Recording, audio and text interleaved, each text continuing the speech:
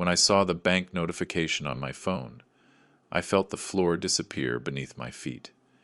$35,000 charged from Dubai on my card. I was in my kitchen eating stale bread to save money on dinner, while my son Michael was enjoying champagne in a luxury pool with his in-laws, mocking me.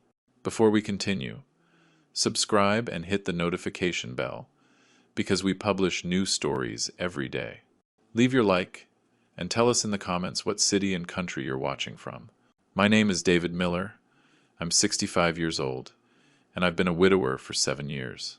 My wife Sarah died in 2017 after a battle with cancer that left us emotionally and financially devastated.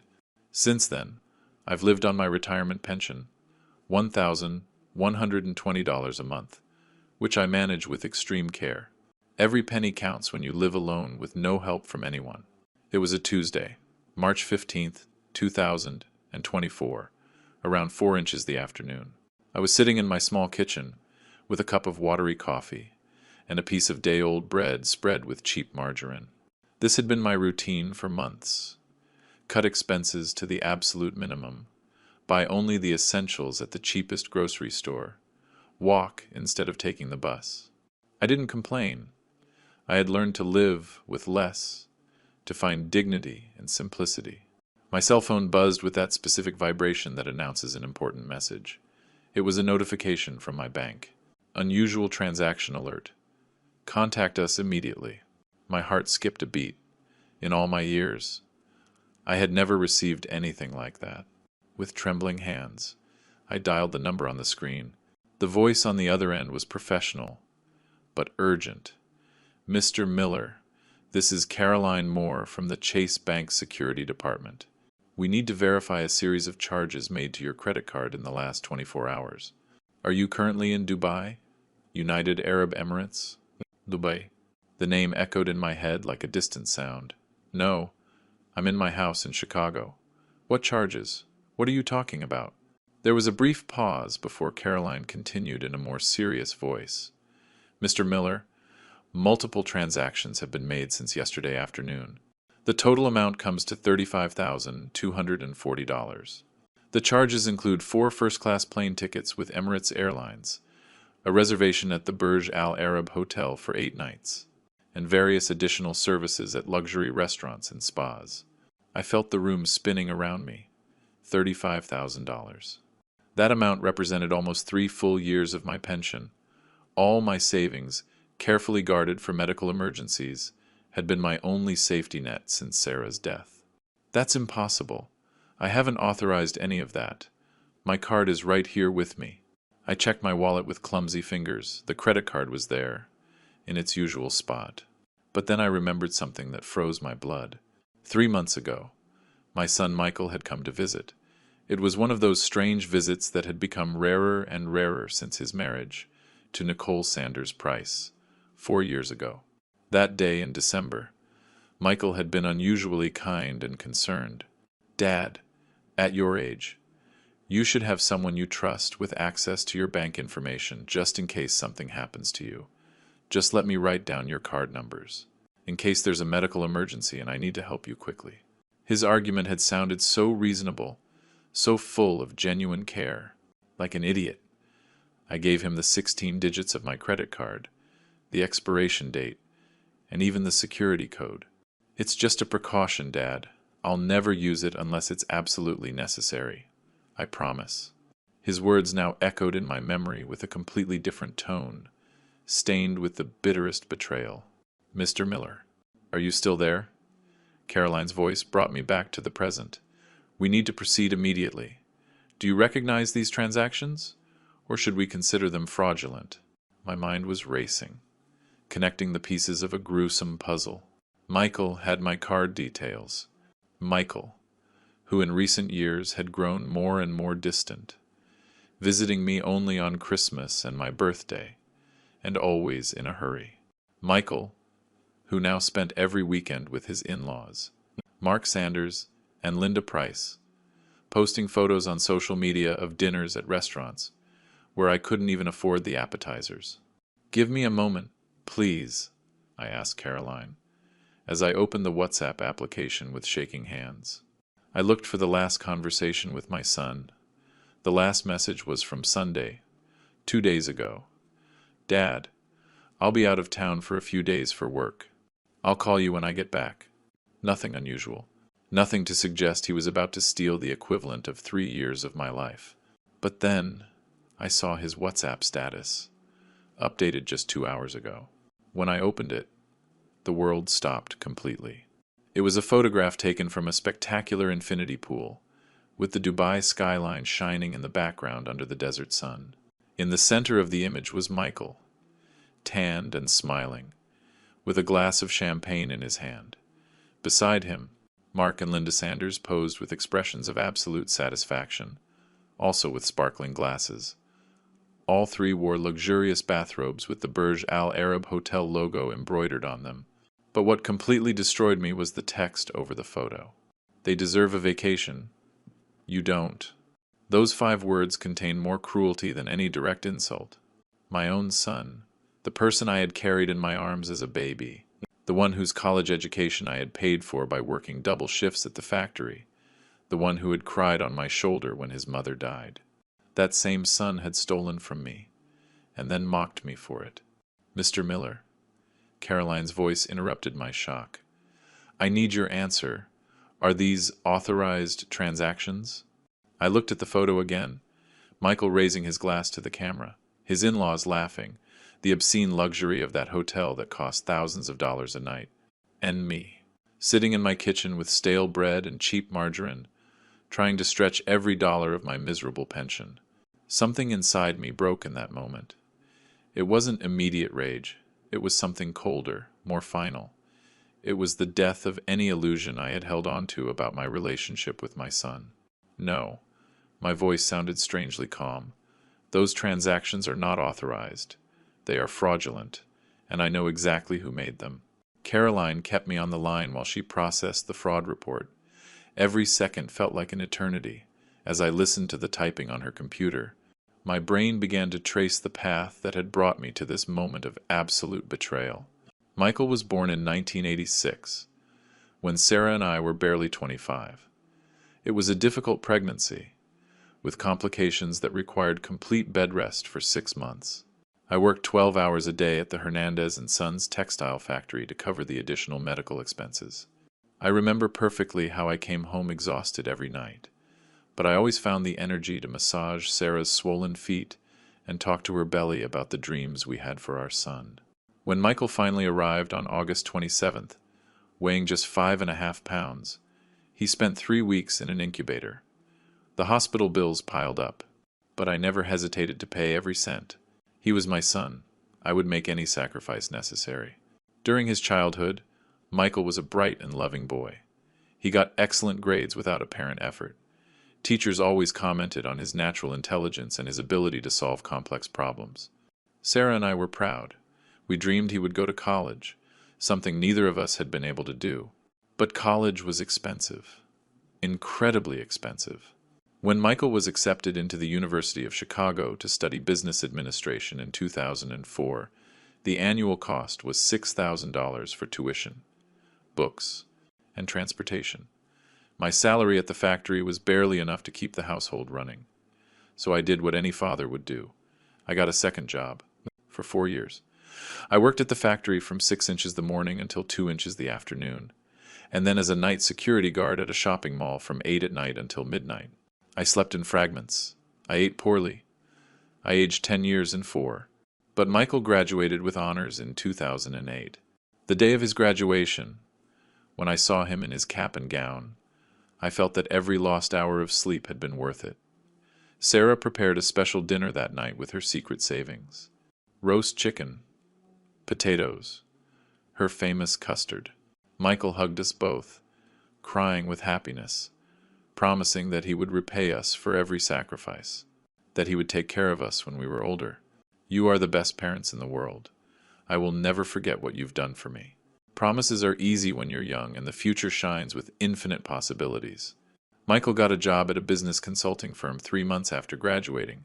His starting salary was $1,800 a month, a fortune compared to what I earned after 30 years at the factory. I was so proud of him. He started visiting us every Sunday for lunch, always bringing a small gift, wine, sweets, flowers for his mother. Everything changed when he met Nicole in 2019 during a business conference in Seattle. She worked in marketing for a major firm. She came from a wealthy family from the Gold Coast in Chicago. Her parents, Mark and Linda, owned 3 luxury car dealerships. They lived in a 2,000 square foot apartment worth over $1 million. The first time Michael told us about Nicole, I noticed a change in his tone. It wasn't my son talking about a girl he liked anymore. It was someone impressed, almost intimidated by the world she belonged to. Her family has important connections, Dad. Nicole's father knows half of Chicago. This could be very good for my career.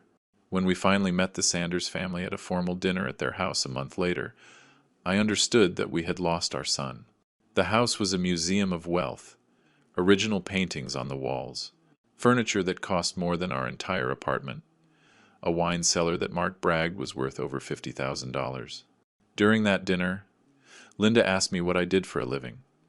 When I explained that I worked in a textile factory, her expression changed subtly. She didn't say anything rude, but the way she exchanged glances with her husband said it all. Their daughter was dating someone from a lower class. Michael married Nicole in July 2020. The wedding was at the Drake Hotel, paid for entirely by the Sanders. When Mark announced during the toast that they had spent $80,000 on the celebration, I felt a mix of awe and sadness. We had offered to contribute $5,000 from our savings. But Mark refused the offer with a condescending smile.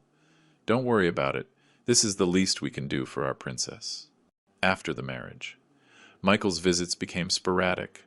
First, he stopped coming every Sunday, then every 2 weeks, then only on special occasions. He always had excuses, work meetings, social commitments with the Sanders, weekend trips. Sarah noticed, but she didn't say anything. I saw her cry silently several times when another Sunday passed without our son showing up. Give him time, David. He's building his life, in his marriage. It's normal for him to see us less. But I knew it was something more. It wasn't just time or physical distance. It was an emotional distance, a silent rewriting of who was important in his life. When Sarah got sick in 2016, Michael came to the hospital 3 times in 8 months. 3 times. His mother was dying, and he was too busy with his business dinners and his weekend getaways with the Sanders. I vividly remember a phone conversation 2 weeks before Sarah passed away. Son, your mother asks for you every day. The doctors say she only has a few weeks left. Could you come tomorrow? There was a long pause. Dad, you know I want to be there. But Mark organized an important meeting with potential investors. It's crucial for my promotion. I'll come on the weekend, I promise. He didn't come that weekend. He arrived 2 days after the funeral, with Nicole and his in-laws. During the wake, I heard Linda comment to a friend, "What a shame, so young. But, well, at least now Michael can concentrate completely on his future without these worries." Worries. That's what she called my wife's death. After the burial, Michael hugged me briefly. "I'm sorry, Dad, I know I wasn't around as much as I should have been, but I'll be more present now, I promise." Another empty promise that vanished like smoke. In the following 3 years, I saw him maybe 15 times, always short, hurried visits, with Nicole waiting impatiently in the car. Meanwhile, his social media showed a completely different life. Weekly dinners at the Sanders house, vacations in the Hamptons with them, Christmas celebrations in their professionally decorated mansion. 6 months ago, in September 2023, I saw a post that broke my heart. It was Mark's birthday. Michael had written, "Happy birthday to the best father-in-law and second dad anyone could wish for. Thank you for teaching me so much about success and family." Second dad, as if I had been replaced. And now this. Now he had literally robbed me, spending in 8 days of luxury what I had saved through years of sacrifice. Spending it on the very people who had pulled him away from me, the people who had turned him into someone capable of writing. They deserve a vacation. You don't, over the picture of his betrayal. Mr. Miller, Caroline spoke again. "I have temporarily blocked your card and initiated a fraud investigation. Do you wish to file a formal complaint against the person responsible?" I looked at the photograph on my phone again. My son toasting with champagne while I chewed stale bread. "Yes." My voice was pure ice. "I want to file a formal complaint, and I want every dollar back." After hanging up with Caroline, I sat in the kitchen for almost an hour, staring at that photograph on my phone. Every detail burned me. The arrogant smiles, the blatant luxury, the explicit mockery. But I needed to understand exactly what my son had done with my money before deciding my next steps. I opened my banking app with trembling fingers. The transaction page took a few seconds to load, and when it did, I felt like I'd been punched in the stomach. There it was, line after line of transactions, documenting the betrayal with brutal precision. 4 first-class tickets from Chicago to Dubai. He hadn't even had the decency to fly economy. No, my money had to fund seats that turned into fully flat beds, unlimited Moet and Chandon champagne, and menus designed by Michelin-starred chefs. March 15th, 1:17 p.m. Burj Al Arab Hotel. Pimtheg, dim dollars. Full reservation for 8 nights. I quickly looked up that hotel on my old computer. The cheapest room cost $1,200 a night. $1,200. That was more than my entire monthly pension. And Michael had booked something even more expensive. Probably a suite with panoramic views of the Persian Gulf and 24-hour butler service. Then came the additional purchases and services, each one a knife in my back. March 15th, 2 p.m. Nathan Outlaw at Al Mahara Restaurant, $2,400. I looked up the place, an underwater restaurant inside the hotel where they served lobster and caviar while sharks swam past the glass. A single meal cost more than 2 months of my food budget. March 16th, 10 a.m. Talise Spa, $3,500. Luxury treatments for 4 people, hot stone massages, 24-karat gold body wraps, caviar facials. While they were being slathered with products that cost more than my rent, I was scrubbing my dishes with the same worn-out sponge I'd been using for 6 months because buying a new one seemed like an unnecessary expense. March 16th, 7 p.m., Pirchik Restaurant, $1,900. Another extravagant dinner, this time at a restaurant built on stilts, over the sea. March 17th, 11 a.m., Dubai Mall, Gucci, $2,800. Of course, the initial theft wasn't enough. Now they were buying designer clothes with my money too. I imagined Linda picking out a handbag that cost the same as what I spent on food for half a year. March 17th, 4 p.m. Aquaventure Water Park, $400. VIP tickets for the most famous water park in Dubai. They couldn't even settle for regular tickets. March 18th, 8 p.m. Gold on 27 Restaurant, $2,100. Another feast, while I was calculating if I could afford to buy fresh fruit that week. The list went on. Luxury desert safari, $800. Shopping at the Gold Souk, and $500. Private excursion to Abu Dhabi, $900. Each transaction was a declaration that my life, my well-being, my future, meant absolutely nothing to him.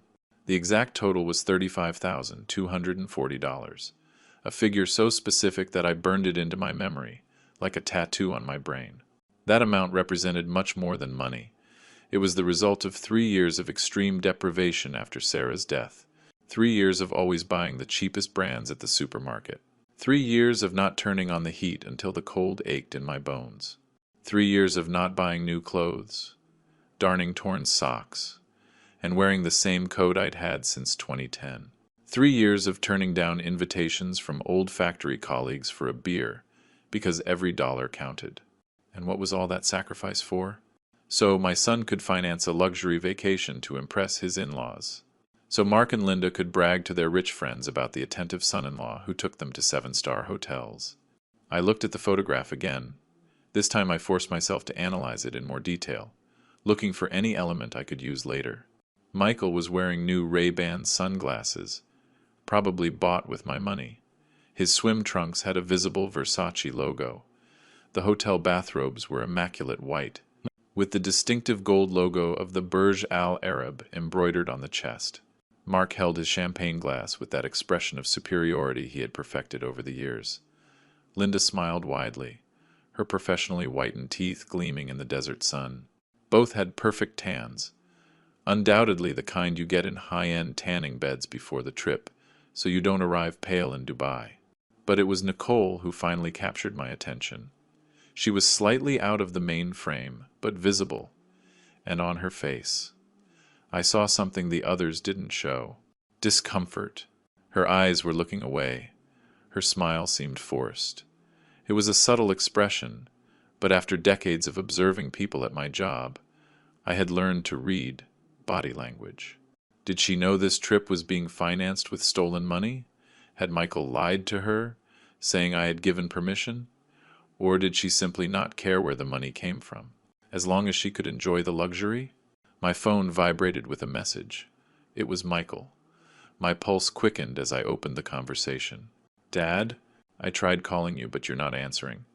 Everything okay over there? I'll call you when I get back next week. Hugs." Next week? He planned to continue enjoying my money for 5 more days before even bothering to talk to me. And the casual question, "Everything okay over there?" was the icing on the cake. As if he actually cared about my well-being after robbing me and publicly humiliating me. My fingers moved over the keyboard almost of their own free will. I wrote and deleted 3 different responses. The first was a scream of rage and pain. The second was a pathetic plea, asking why he had done this to me. The third was a direct threat of legal action. But in the end, I sent none of them. Something inside me, perhaps the last shred of dignity I had left, told me not to show my cards yet. If Michael thought I knew nothing, if he believed he could return calmly and face only an uncomfortable conversation about a misunderstanding with the card, then he was gravely mistaken. Instead of responding, I put the phone away and opened my computer. I Googled Family Fraud Lawyer Chicago. Dozens of results appeared. I read reviews for 2 hours, taking careful notes on each firm that seemed competent and experienced.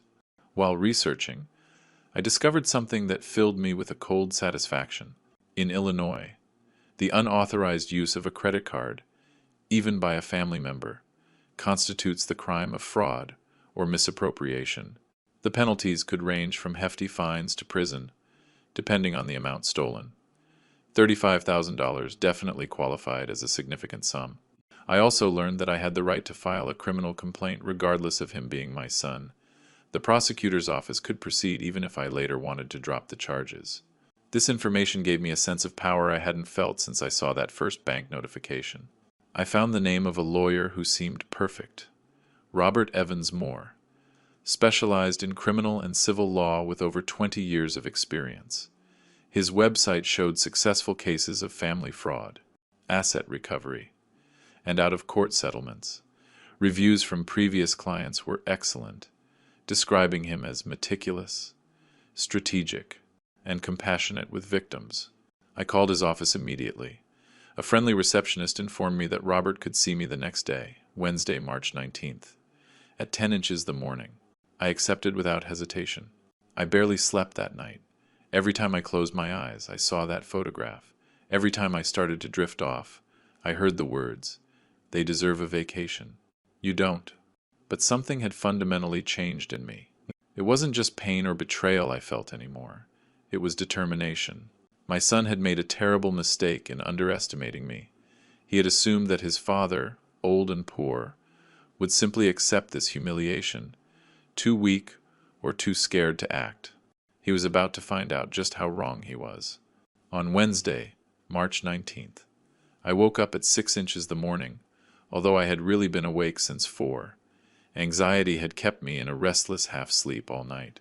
I showered with lukewarm water to save on the gas bill. I shaved carefully in front of the fogged bathroom mirror and put on my only decent suit, a navy blue suit I had bought in 2012 for Michael's wedding. The suit was slightly loose on me now. I had lost weight in recent years without really noticing. The combination of eating less to save money and the constant stress of living on a minimal pension had thinned my body until I was almost gaunt. Sarah would have worried seeing me like this. I left the house at 9. Even though Robert Evans's office was only a 20-minute walk away, I needed time to organize my thoughts, to make sure I didn't forget any important details. I carried a folder where I had printed all the bank statements, screenshots of the conversation with Michael, and the Dubai photograph. I had also handwritten a detailed timeline of events. The office was located on Michigan Avenue, in an elegant but not flashy building. I took the elevator to the 3rd floor, where a gold plaque announced Evans and Associates, attorneys at law. The reception was sober, cream-colored walls, dark wood furniture, framed diplomas attesting to the firm's experience. The receptionist, a woman in her 40s named Patricia, according to her name tag, greeted me with a professional smile. "Good morning, Mr. Miller. Mr. Evans is waiting for you. Please, follow me." Robert Evans was a man of about 55, perfectly combed gray hair, thin-rimmed glasses, and a suit that probably cost more than all my furniture combined. But when he shook my hand, his grip was firm and warm. His brown eyes showed genuine empathy. "Mr. Miller, please sit down. Patricia briefly mentioned your situation on the phone. Credit card fraud committed by a close relative. I'm very sorry you're going through this." His voice was steady, reassuring. "Tell me in detail what happened." For the next hour, I told him the whole story. I omitted nothing. I told him about how I had raised Michael, the financial sacrifices to pay for his education, the growing distance after his marriage to Nicole, how I had trusted him with my card details, believing his word. I showed him every document, every screenshot, every detailed transaction. Robert took meticulous notes on his laptop, occasionally asking specific questions. "Did you give him the card details in writing or verbally? Is there any record of the conversation where he promised to use it only for emergencies? Has Michael tried to contact you from Dubai?" When I got to the part about the photograph with the message, "They deserve a vacation, and you don't," Robert stopped typing and looked at me directly. "Mr. Miller, that constitutes not only an implicit admission of unauthorized use, but also evidence of malicious intent. It is a very valuable element for the case," he continued, explaining the legal situation clearly. "We are looking at a crime of aggravated fraud through breach of trust. The Illinois statutes establish prison sentences of 1 to 6 years for this type of case. Since the amount exceeds, it's $35,000, but it's still a significant amount. The aggravating circumstances include the relationship and the deliberate abuse of trust." I leaned back in the chair, processing the information. Prison. My son could go to prison for what he had done to me. A part of me felt a dark satisfaction at that possibility. Another part, the one that still remembered the boy he had been, shrank painfully. Robert sensed my internal conflict. "Mr. Miller, I understand this is extremely difficult. He is your son, but I need you to understand something fundamental. What Michael has done is not just a mistake or a bad decision. It is a serious crime. And the message he sent shows that not only does he feel no remorse, but he also feels justified in publicly humiliating you." He was right, completely. "What are my options?" I asked in a hoarse voice. Robert adjusted his glasses. "We have 2 main paths. The first is the criminal route. We file a complaint with the Chicago Police Department. The case goes to the district attorney, and they decide whether or not to prosecute, if the case proceeds. Your son would face a criminal trial with possible prison time, in addition to the obligation to return the money. This process can take between 1 and 2 years. He paused before continuing. "The second option is faster, but it requires your son to cooperate. A civil lawsuit combined with a formal demand letter, demanding the immediate return of the money. If he agrees, we can establish a payment agreement with legal guarantees. if he refuses or fails to comply. Then we proceed with the criminal route, already having all the documentation prepared. "Which do you recommend?" I asked. Robert leaned forward, his fingers interlaced on the desk. "Frankly, Mr. Miller, I recommend starting with the demand letter, for two reasons. First, it's faster to recover your money, which I understand is crucial given your financial situation. Second, it gives your son a chance to make it right before facing criminal consequences. If he refuses or ignores the notice, then we will have additional evidence of his contempt for your rights, which will greatly strengthen the criminal case." The logic was flawless. "How much would your services cost?" I dreaded the answer. Competent lawyers weren't cheap, and I barely had enough money to survive the month. My usual retainer would be $3,000 up front, plus a percentage of the amount recovered. He saw my expression and raised a hand. "However, in cases like yours, where there is clear family abuse and financial limitations, I work with a different system. I will charge you an initial $1,000, which you can pay in 3 monthly installments, and 10% of the total amount recovered. If we recover nothing, which is highly unlikely given the evidence, you would only pay the $1,000. It was more than I could easily afford, but it was fair and necessary. I accept your terms." Robert smiled for the first time since I had entered his office. "Excellent. We will start immediately. I am going to draft a very specific demand letter. In it, we will detail every transaction, cite the relevant legal statutes, and give your son a deadline of 5 business days to respond with a concrete proposal for repayment. If he does not respond, or his response is unsatisfactory, we will simultaneously file the civil suit and the criminal complaint." We spent another half-hour reviewing specific details. Robert had me sign a legal services contract and a power of attorney, allowing him to act on my behalf with banking and judicial institutions. He also advised me on additional steps. "Mr. Miller, I need you to do something important. Request a permanent block on that card from the bank and ask them to issue a new one with completely different numbers. Also, change all your banking passwords and set up 2-factor authentication. We cannot allow your son to have access to any other account or financial resource." "I already requested the block the same day I discovered the transactions," I informed him. "Perfect. That shows diligence on your part, which helps the case. Now, a delicate but necessary question. Is there any will or document where your son is listed as a beneficiary or heir?" The question took me by surprise. "Yes, I have a simple will made 10 years ago where Michael inherits everything. This apartment, my savings account, my life insurance." Robert nodded gravely.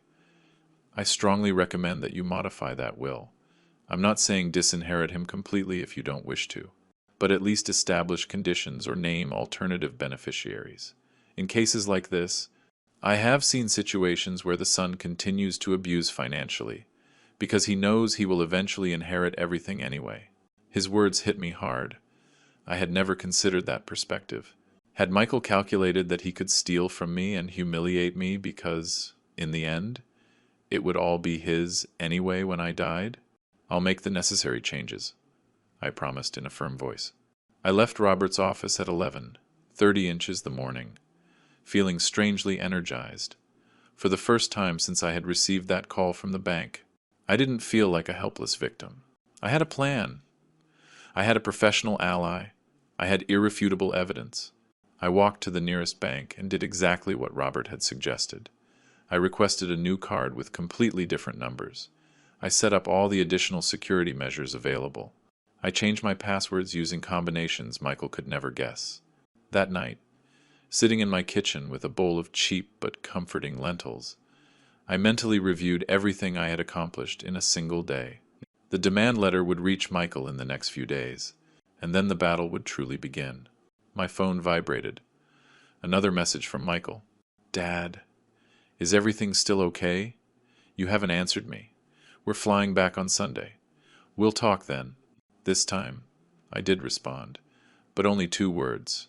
"We'll talk then." He had no idea of the storm that was coming for him. Sunday, March 22nd. dawned gray and cold, typical of a Chicago winter that refused to end. I got up early, as always, made my watery coffee, and sat by the window of my small living room. According to the itinerary I had deduced from the bank transactions, Michael and the Sanders were scheduled to land at O'Hare Airport around 3 inches the afternoon. Robert had sent me a message the night before, confirming that the demand letter was ready and would be delivered by certified mail on Monday morning, directly to Michael's home. But I knew the real moment of truth would come much sooner than that. What Michael completely ignored was that his credit card would be declined at the hotel during the checkout process. Robert and I had calculated exactly how this scene would unfold. The Burj Al Arab, being one of the most exclusive hotels in the world, had strict payment policies. All additional consumption during the stay was charged to a master account that had to be settled at the time of departure, and with my card permanently blocked since last Tuesday, that account would have a considerable outstanding balance. Based on my calculations from the spending pattern I had observed, that balance was probably around $14,000. Additional meals not included in the initial reservation. Extra spa treatments, minibar, room service, automatic tips. The hotel would not let them leave without settling that debt. At 10 inches the morning Dubai time, which would be 2 p.m., a typical checkout time for luxury hotels, I imagined the scene with almost cinematic clarity.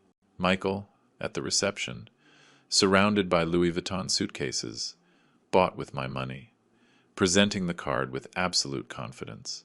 The clerk running it through the terminal, the awkward pause, the second attempt, the politely concerned expression of the receptionist. "Excuse me, sir, but the card has been declined. Do you have another method of payment?" My phone rang at exactly 10:23 a.m. It was Michael. I watched the screen vibrating on the kitchen table, his name flashing insistently. I let it ring 5 full times before answering. I wanted him to feel that growing anxiety, that first true stab of panic. "Yes?" My voice was neutral, almost bored. "Dad!" "Thank God you answered." Michael's voice was tense, that fast, with that high-pitched tone he always adopted when he was nervous. "Dad, there's a problem with your card. We're at the hotel trying to check out, and the card won't go through. Could the bank have blocked it by mistake? Could you call them and authorize the charges?" I took a slow sip of my coffee before answering. "The card isn't blocked by mistake, Michael." There was a brief, but heavy, silence. "What do you mean?" "It's not a mistake. Dad, I need this fixed now. We have a flight to catch in 5 hours." "What I mean," I replied, with a calm that surprised even me, "is that I personally requested a permanent block on that card last Tuesday, immediately after receiving the bank notification about $35,240 charged without my authorization from Dubai." The silence that followed was absolute. I could hear background noise, voices murmuring in Arabic and English, the clinking of luggage being moved, the characteristic echo of an elegant hotel lobby. But Michael said nothing. I continued, my voice gaining an edge I didn't know I possessed. I also received a very interesting photograph from a swimming pool, a photo where you, your wife, and your beloved in-laws were toasting with champagne, with a particularly memorable message. They deserve a vacation, and you don't. Does that sound familiar, son? Dad, listen, I can explain. His voice had become pleading, desperate. There's nothing to explain, Michael. You used my card without permission to fund a luxury vacation for the Sanders. You spent in 8 days what I save in 3 years of hardship. And then you had the nerve to mock me publicly. Now you face the consequences. Every word came out like a piece of ice. But Dad, we're trapped here. The hotel won't let us leave until we pay $14,000. $14,000! I don't have that money available right now. My credit card limit is only $5,000. What am I supposed to do? The irony was delicious. What are you supposed to do? Figure it out yourself, like the adult you are, because it seems they deserved a luxury vacation. But you deserve this lesson about stealing from your own father. I heard a muffled cry on the other end, then voices in the background, clearly Mark and Linda asking what was happening. Michael answered them in hushed murmurs, probably trying to hide the true nature of the disaster. "Dad, please." He was openly crying now. "You can't do this to us. Nicole is here. Her parents are here. This is humiliating. Do you know how ridiculous we look in front of the entire hotel staff?" "Humiliating?" My voice rose for the first time. "You want to talk to me about humiliation, Michael? Let me tell you about humiliation. Humiliation is eating stale bread to save $3 on food, while your son spends $2,000 on a single dinner. Humiliation is wearing mended clothes and torn socks, while your son buys $3,000 Gucci bags. Humiliation is working 2 jobs for 4 years to pay for your college, sacrificing my health and my future, so that 30 years later you can rob me and mock me publicly. I didn't want to hurt you, Dad. It was just... Mark and Linda had been talking about going to Dubai for years. Nicole was so excited. I thought I could pay you back slowly, without you noticing. It was a mistake in judgment, but it wasn't malicious." His ability to justify the unjustifiable was astonishing. "Not malicious? Then explain the message on the photograph. Explain how those cruel, deliberate words weren't malicious." "That was. I was drunk. Linda had been commenting during lunch about how you had never traveled anywhere interesting, how your life was so small and limited. I got angry with her, though I didn't show it. I think I wrote that as a twisted way of... I don't know, Dad, it was stupid, unforgivable. I'm so sorry." The excuses kept coming, each one more pathetic than the last. But what really caught my attention was the accidental admission. Linda had been criticizing my life in front of my own son, and he, instead of defending me, had chosen to turn that criticism into a public insult aimed at me. "Your apologies mean nothing now, Michael. On Monday, you will receive a formal demand letter from my lawyer. In it, he details the legal actions I'm taking and your options for repaying the stolen money. I suggest you read it very carefully." "Lawyer? Dad? You can't be serious. I'm your son. Are you really going to sue me over this?" "I am really going to get back every cent you stole from me, whether by voluntary agreement or by court order. The choice is yours." Mark had taken the phone. His voice boomed with that characteristic arrogance he had perfected over decades of business success. "Mr. Miller, this is Mark Sanders. I think this situation has gotten out of control. Obviously, there's been a misunderstanding regarding the use of your card. As a gesture of goodwill, and to resolve this unfortunate incident, I am willing to personally cover the pending hotel expenses so we can all return to the States civilly. Then we can sit down as a family and discuss a reasonable solution." The audacity was breathtaking. "Mr. Sanders, there is no misunderstanding. My son stole $35,000 from my account and spent it mainly on you. You and your wife are knowing accomplices to that theft, having enjoyed services paid for with fraudulently obtained money. If you want to pay the hotel debt, go ahead. That doesn't change the fact that I demand the full $35,000 back, plus legal interest." "You are being completely irrational." Mark's tone had turned cold, threatening. "My son-in-law made a minor error in judgment, but taking him to court, turning this into a legal scandal, will only hurt your own son and his professional future. Do you really want to destroy his career and his marriage over this?" "Mr. Sanders," I replied, with a firmness born from years of contained rage, "my son destroyed our relationship when he decided to rob and humiliate me. The consequences of that decision are entirely his. If his career and marriage suffer, it will be the direct result of his own criminal actions." I hung up the phone without waiting for a reply. My hands were trembling slightly, but not from fear or doubt. It was pure adrenaline. For the first time in years, I had defended myself completely. I had set clear boundaries. I had shown I had a spine. The phone started ringing immediately. "Michael." Again, I ignored it. He called 6 more times in the next 15 minutes. Then the messages came. Desperate pleas, promises of immediate repayment, assurances that it would never happen again. I read each one with clinical detachment, answering none. At 1 in the afternoon, I received a call from an unknown number with an area code from the Emirates. I hesitated a moment before answering. Mr. David Miller? A female voice with a British accent. I'm calling from the account management department at the Burj Al Arab. My name is Layla Hassan. We have 4 American guests who have indicated you might help resolve a situation with their pending bill. Miss Hassan, I replied courteously. Those guests used my payment information without authorization. I have permanently blocked that card and have no intention of covering any charges related to their stay. I understand, sir. I just wanted to confirm the situation. The guests will remain on our premises until the outstanding balance of $14,300 is resolved. We have contacted the U.S. Embassy to inform them of the situation, as per protocol. Thank you for informing me. The responsibility is entirely theirs. After hanging up, I made myself a simple lunch, canned soup and an apple. As I ate, I reflected on what I had just done. I had left my son stranded in another country, unable to pay his debt, facing the public humiliation he dreaded so much.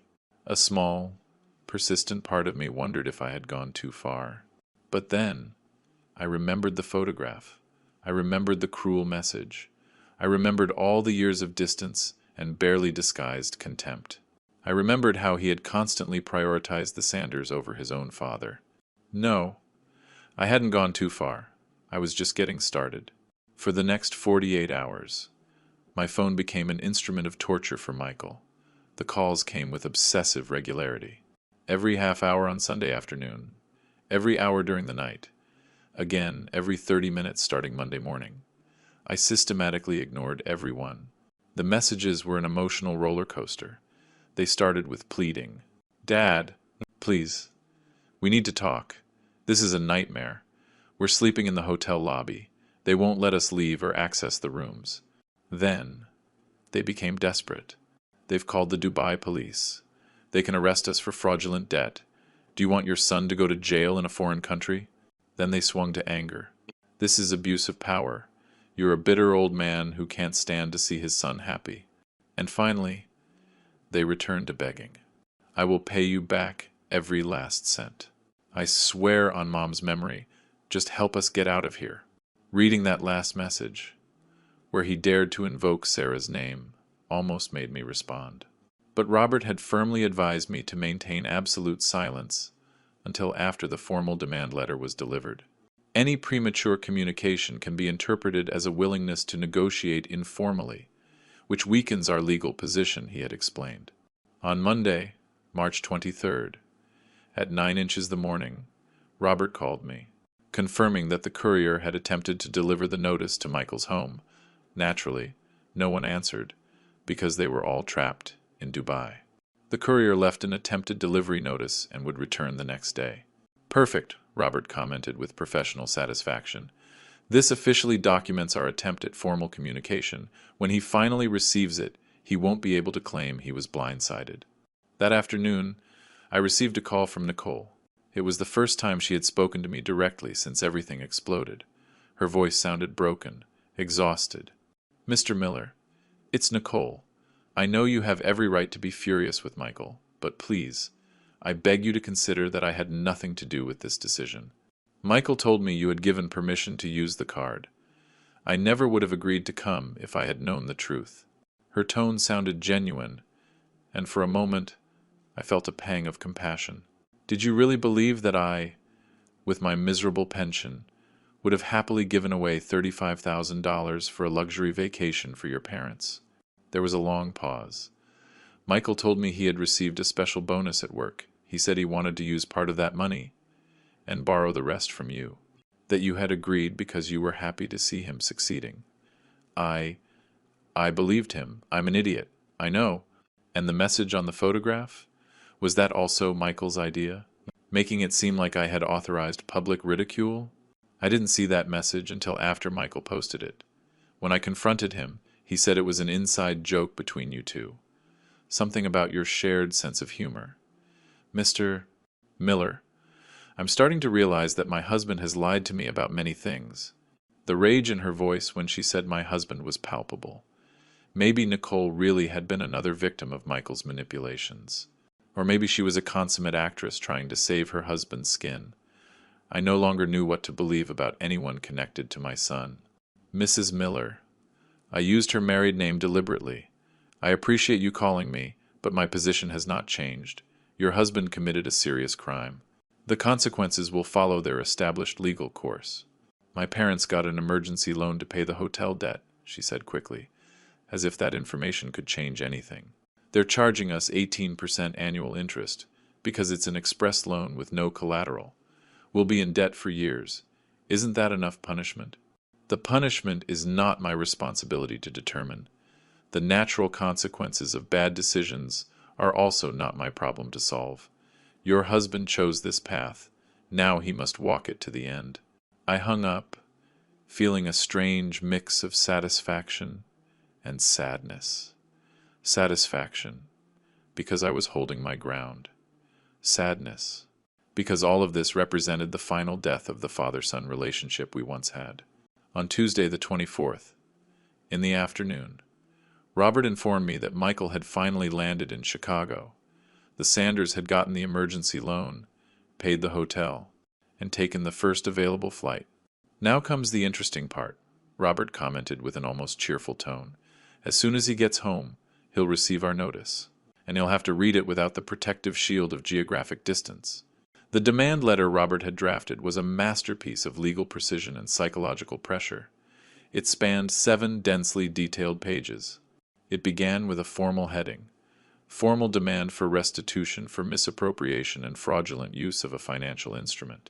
It then proceeded to list every specific transaction, with date, time, location, and exact amount. Every restaurant, every purchase, every service, all documented with bank reference numbers and authorization codes. It was impossible to deny or minimize the scale of the theft when it was presented with such clinical detail. The third section extensively cited the relevant articles of the Illinois statutes: aggravated fraud, aggravating circumstances for breach of family trust, misappropriation. Each citation included the corresponding penalties: prison sentences of 1 to 6 years, proportional fines, potential professional disqualification. Section 4 detailed the specific demands: full restitution of $35,240, plus legal interest calculated from the date of each transaction, which brought the total to approximately $36,500. It also included legal costs already incurred and projected. The fifth section was the one I enjoyed most when Robert read it to me. It established 2 clearly differentiated options. Option A: the defendant may propose a voluntary restitution plan within 5 business days of receiving this notice. This plan must include a specific payment schedule, real collateral, or bank guarantees, and a notarized commitment to comply. Acceptance of this option will prevent immediate criminal proceedings. Option B: if the defendant does not respond within the established deadline, or if the response is considered unsatisfactory by the plaintiff and his legal representation, we will proceed simultaneously with a civil suit for execution and a criminal complaint filed with the Chicago District Attorney's Office. This action will include a request for a preventive lien on the defendant's assets and bank accounts. The final section was a psychological masterstroke. It included color reproductions of the pool photograph with its cruel message, screenshots of the conversations where Michael promised to use the card only for emergencies, and a detailed analysis of how the spending pattern demonstrated premeditation and deliberate planning of the fraud. On Wednesday, March 25th, at 11 inches the morning, my phone literally exploded with activity. Michael had received the notice. The calls came every 2 minutes. The messages were frantic, incoherent. 6 pages of legal documents. Are you serious? District attorney? A lien on my accounts? Dad, this is insane. I let him vent for 3 hours without responding. I wanted him to feel that absolute helplessness, that feeling of screaming into the void without receiving any answer, exactly as I had felt for years, when my emotional and financial needs were systematically ignored. At 2 p.m, Robert received an email from the lawyer Michael had hastily hired. His name was Fernando Diaz, according to his signature. The message was cordial, but clearly written by someone who knew his client had no solid defense. Esteemed colleague Mr. Evans, I represent Mr. Michael Miller in the reference matter. My client acknowledges there was a serious misunderstanding regarding the use of his father's credit card. He is willing to negotiate reasonable terms of restitution. Could we schedule a meeting to discuss mutually acceptable options? Robert read me the email over the phone, his tone clearly amused. Note the language: misunderstanding instead of theft. Reasonable terms instead of full repayment. This lawyer knows he's playing a losing hand and is trying to minimize damages. What do we reply? I asked. Nothing. Yet, we'll keep them waiting until tomorrow. Let Michael spend another sleepless night wondering what we'll do. Anxiety is our ally right now. That night, for the first time in weeks, I slept soundly. I dreamed of Sarah. In the dream, she held my hand and told me, "You did the right thing, my love." Sometimes true love means setting firm consequences. When I woke up Thursday morning, I felt absolute clarity. There was no turning back. There would be no easy reconciliation. Michael would have to earn every inch of forgiveness, if that day ever came. And honestly, I wasn't sure it ever would. Thursday, March 26th, was the day everything changed definitively. Robert had scheduled a meeting in his office for 4 inches the afternoon with Michael's lawyer, Fernando Diaz. I was to arrive half an hour early to review the strategy and ensure we maintained an absolutely unwavering position. As I got ready that morning, shaving in front of the rusty bathroom mirror, I noticed something strange.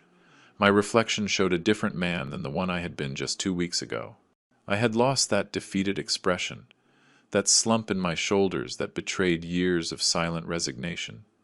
Now my eyes had a hard, determined glint. My back was straight. I looked like someone who had finally reclaimed his dignity. I arrived at Robert's office at 3:30 sharp, and he already had everything prepared on his desk. Copies of the demand letter, complete bank statements, the detailed timeline of events, and a new document I hadn't seen before.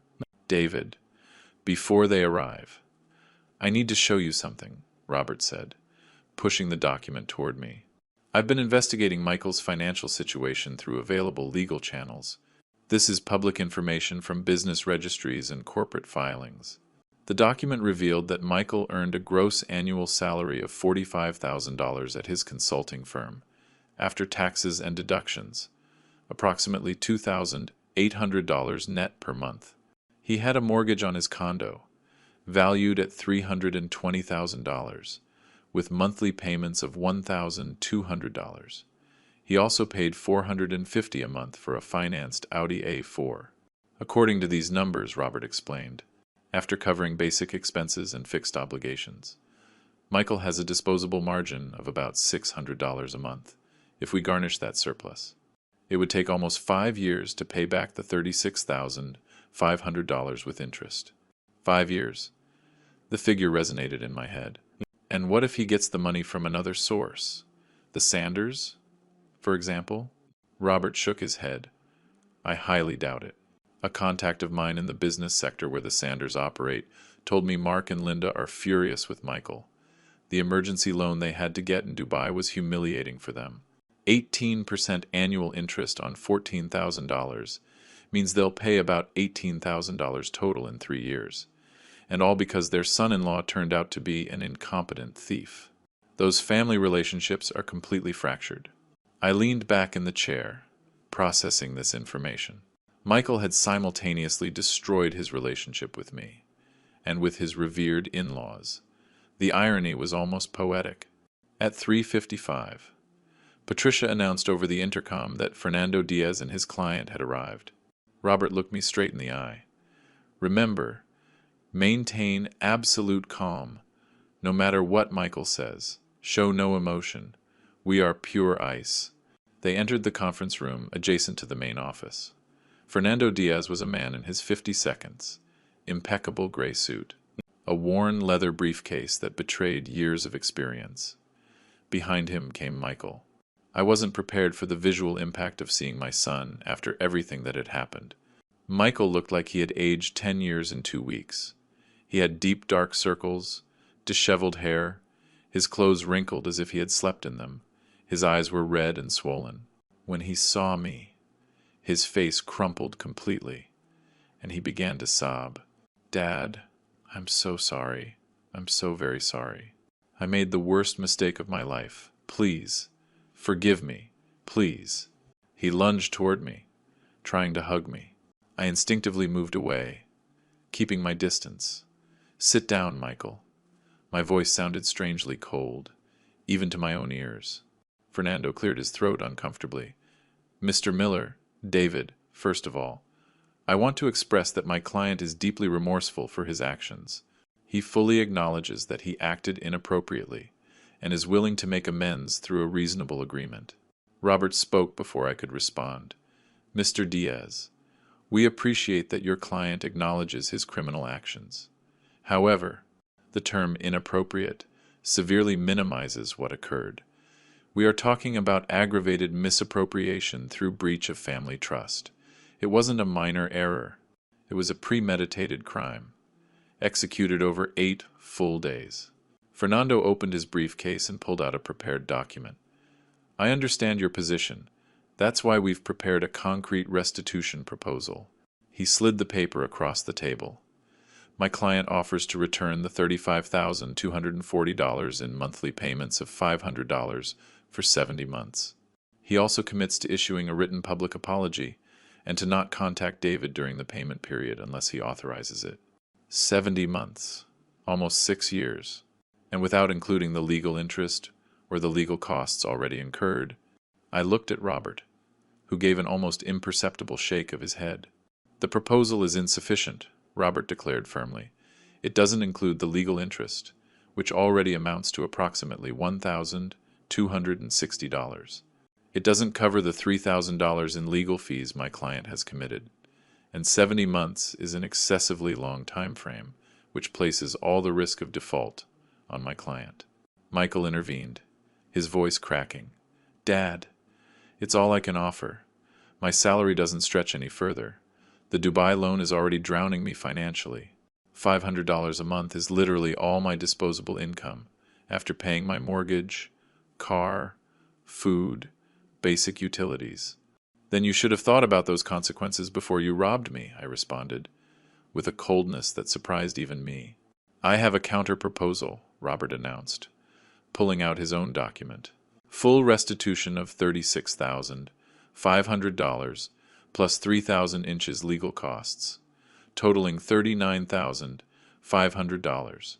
Monthly payments of $700 for exactly 60 months. If he is late on 2 consecutive payments, the entire remaining balance becomes due immediately, and we will proceed with legal seizure of assets. Additionally, David Miller will be formally removed as a beneficiary from any will, life insurance policy, or bank account where Mr. Michael Miller has designated him. And finally, an express waiver of any future inheritance from Mr. David Miller's estate." The silence that followed was so thick you could cut it with a knife. Michael stared at the document as if he were reading his own death sentence. Fernando frowned, doing quick mental calculations. $700 a month is impossible," Fernando protested. "According to the financial analysis we've done, my client does not have that amount available." "Then he can sell the Audi and buy a cheaper used car," I suggested, without emotion.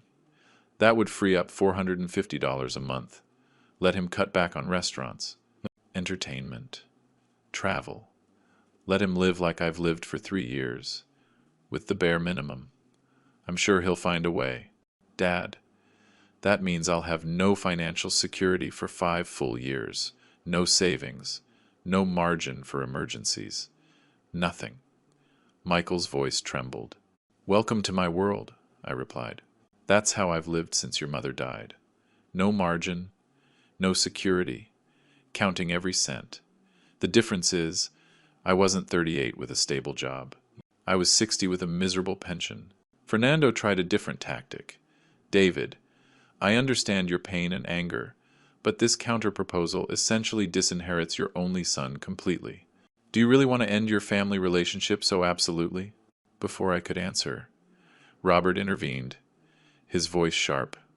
"Mr. Diaz! The family relationship was terminated by your client when he stole from his father and then publicly mocked him. Mr. Miller is simply formalizing legally what his son already destroyed emotionally."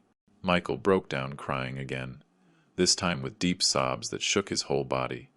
"Dad, I'm begging you, don't do this to me. I know I don't deserve your forgiveness, but please, give me some chance to earn back your trust someday. If I sign this, I'm admitting I'll never have a relationship with you again." Something inside me fractured seeing my son like this. I remembered the little boy who used to run into my arms when I came home from work, the teenager who asked me for advice about his first girlfriend, the young graduate who cried with happiness while hugging me. All those memories clashed violently with the current image. A grown man who had betrayed me in the cruelest way imaginable. "Michael," I said finally, my voice softer, but no less firm, "if you truly want any future possibility, then accept the consequences of your actions now. Prove with actions, not words, that you understand the magnitude of what you did. Pay every dollar you stole. Live with the financial restrictions your crime generated. And maybe, just maybe, in 5 years, when you have completely fulfilled your obligation, we can have a conversation about rebuilding something." "But the disinheritance?" he asked, his voice barely audible. "It's permanent," I confirmed, "because I need to protect myself from future manipulations. I need to know that you won't ever see me as a financial resource to be exploited again." Fernando and Michael exchanged long glances. I could see the silent debate unfolding between them. Finally, Fernando spoke. "We need 24 hours to consider this proposal and consult with the family." "You have until tomorrow at 4 p.m., Robert established. "If we don't receive an affirmative answer by then, we will file the civil suit and criminal complaint on Monday morning." As they left the office, Michael turned back one last time. His expression was one of absolute devastation for a second. I felt the urge to call him back, to hug him, to tell him everything would be okay. But that impulse died when I remembered the photograph in the pool and the cruel words that accompanied it. Some fractures cannot be repaired. They can only be documented, and you learn to live with the consequences.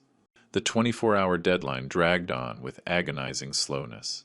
That night, I barely touched the dinner I had prepared. White rice with a fried egg. My stomach was in knots. Part of me hoped Michael would accept the terms. Another part, darker and more vengeful, almost wished he would refuse so I could proceed with the full criminal case. At 11 p.m., I received a message from an unknown number. It was Linda, Nicole's mother. "Mr. Miller, this is Linda Price. We need to talk urgently about this situation. What you are doing is going to destroy not only Michael, but my daughter too. She is innocent in all of this. Can we meet tomorrow morning?" The audacity of that woman was stunning. For years, she had treated me with barely disguised disdain, as if I were an illiterate peasant who had gotten lucky enough to father someone smart enough to climb the social ladder. And now she was asking me for a meeting, as if we had some kind of cordial relationship. I replied briefly, "I have nothing to discuss with you, Mrs. Price. This matter will be resolved through appropriate legal channels."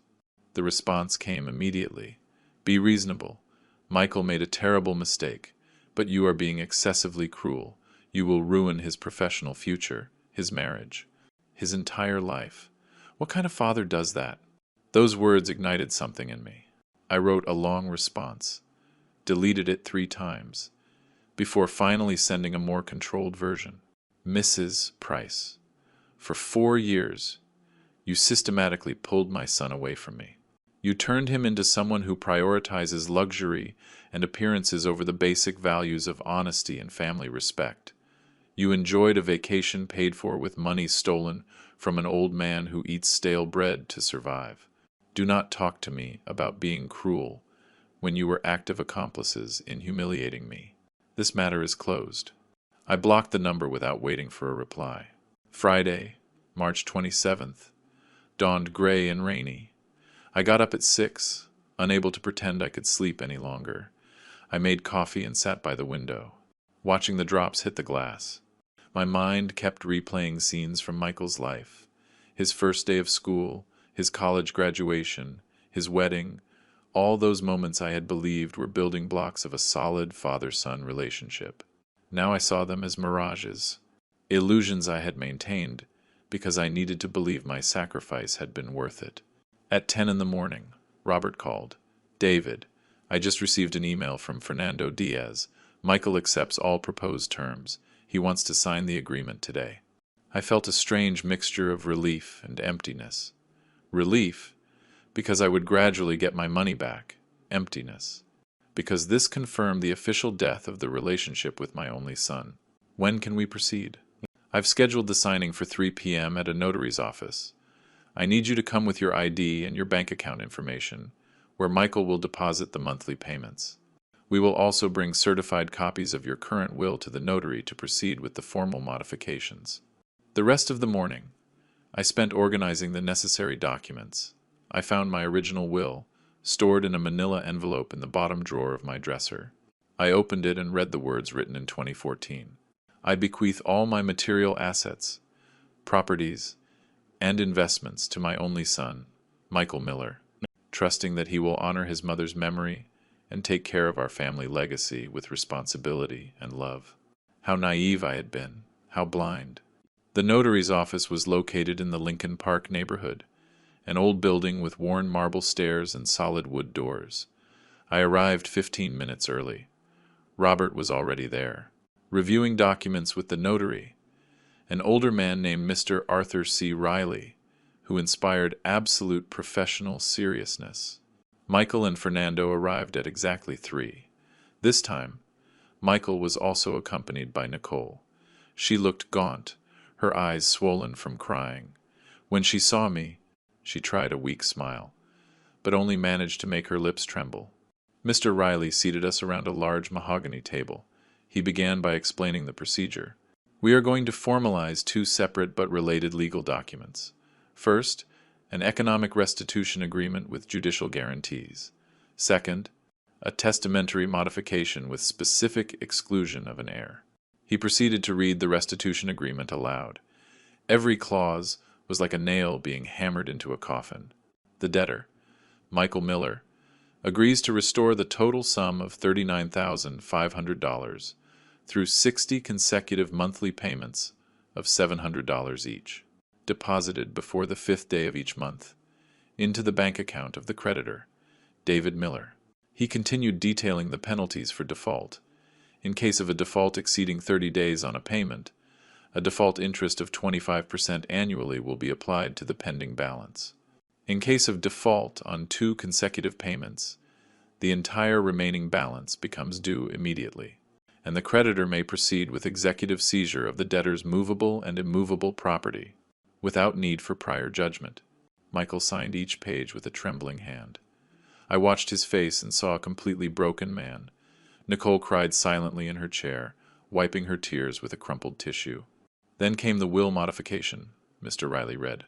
"I, David Miller, in full possession of my mental faculties, and without any coercion, hereby modify my previous will, explicitly excluding my son, Michael Miller, as a beneficiary or heir to any material goods, property, bank accounts, life insurance policies, or investments that I own at the time of my death." "Dad, are you really going to do this?" Michael's voice came out cracked, almost childlike. Not even anything symbolic? Not Mom's photos? Not her wedding ring? Mr. Riley cleared his throat uncomfortably. "Mr. Miller, son, please allow us to finish the formal procedure." But Michael couldn't hold back anymore. He stood up abruptly, knocking his chair back. "This is absurd. I'm agreeing to pay back every dollar I spent. I'm destroying my financial life for 5 years. Isn't that enough punishment? Do I also have to be completely erased from your life and your legacy?" "Michael." "Sit down," Fernando ordered, his tone professional but firm. "No. I need my father to understand what he's doing. Mom never would have wanted this. She always said family was sacred, that mistakes are forgiven, that love conquers all." Michael looked at me with absolute desperation. Where is that love now, Dad? Did you kill it, along with any positive memory you have of me? His words hit me hard. But before I could answer, Nicole spoke for the first time since we had entered. Mr. Miller, I loved my mother-in-law, Sarah, even though I barely knew her before she passed. Michael told me all about her, her kindness, her generosity, her infinite capacity to forgive. Do you really believe she would approve of what you're doing now? I felt rage bubbling in my chest. Do not dare to invoke Sarah's name to justify anything. If she were alive, Michael never would have done this, because she would have been the moral anchor he needed. But she isn't here. She's dead. And when she died, Michael barely came to say goodbye, because he was too busy impressing the Sanders. So don't talk to me about what Sarah would want. The silence that followed was crushing. Mr. Riley finally spoke, his voice soft. Gentlemen, I understand there are very strong emotions here, but I need you to calm down so we can complete this legal process properly. Michael slowly sat back down. Tears streamed freely down his face, but he made no sound. He seemed to have completely given up. Mr. Riley continued. Regarding personal possessions with sentimental value, like photographs or family jewelry, does Mr. David Miller wish to make any specification? I looked at Michael. I thought about Sarah's wedding ring, the photo albums of our life together, the love letters she had written me when we were dating. All those things had no monetary value, but they were emotionally priceless. Sarah's photographs and personal items will be donated to the Chicago History Museum after my death, I declared.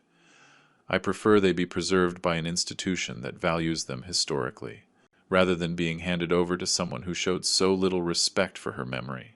Michael made a strangled sound, something between a sob and a groan. Nicole hugged him as he collapsed against her shoulder. I signed the testamentary document with a steady hand. Mr. Riley applied the official notary seals, making everything legally binding and irreversible without a new, full notary process. The procedure is complete, Mr. Riley announced. Both parties will receive certified copies of these documents within 5 business days. We stood up to leave. At the door of the notary's office, Michael caught up to me and grabbed my arm. Dad, please, tell me there's some possibility that someday we can fix this. Tell me that if I comply with this agreement perfectly for 5 years, if I prove that I've changed, if I become the son I should have always been, tell me there will be a chance for us. I looked him directly in the eyes. I saw the child I had raised. I saw the man who had betrayed me. I saw the unbridgeable chasm between who he was and who he became. Michael, I said finally, the only thing I can tell you is this.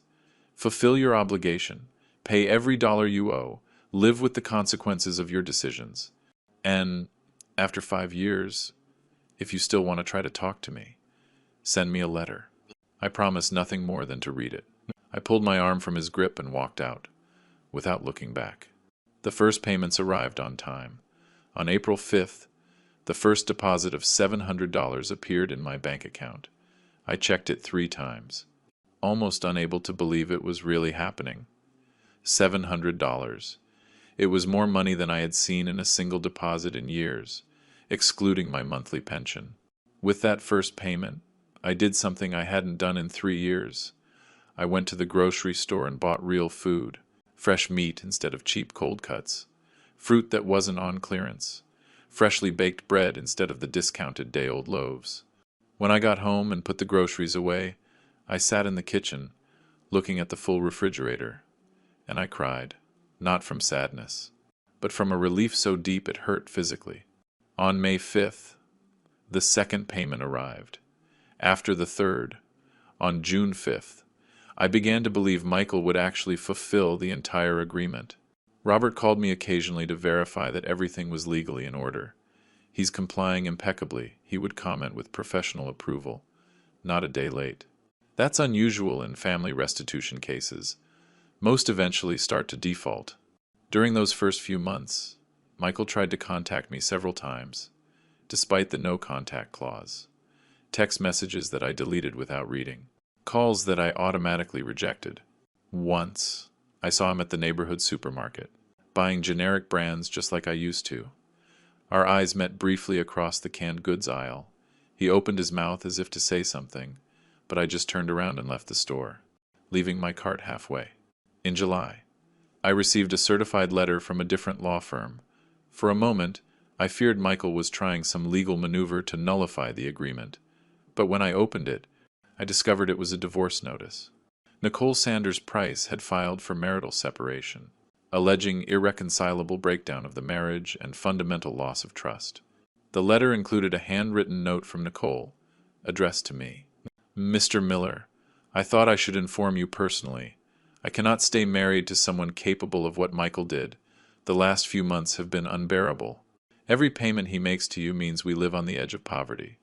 I've sold my car, my jewelry, everything of value I had to cover basic expenses. My parents refused to help us after the humiliation in Dubai.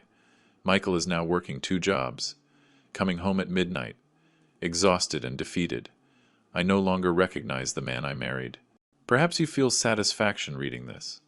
Perhaps you think it's justice. I just wanted you to know. Your revenge was complete.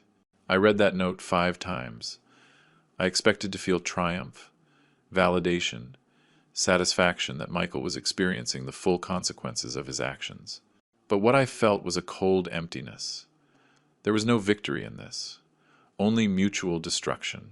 In August, the 5th payment arrived 2 days late. I panicked immediately. Was Michael starting to default?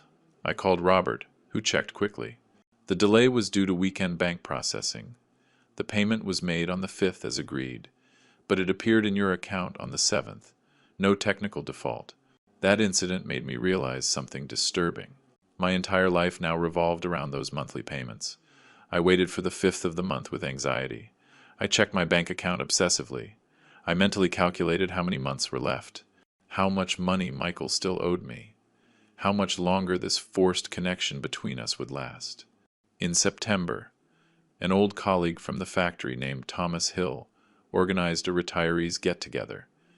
I hadn't attended social events in years due to lack of money, but now, with Michael's payments covering basic expenses and my pension freed up for other uses, I could afford to go out occasionally.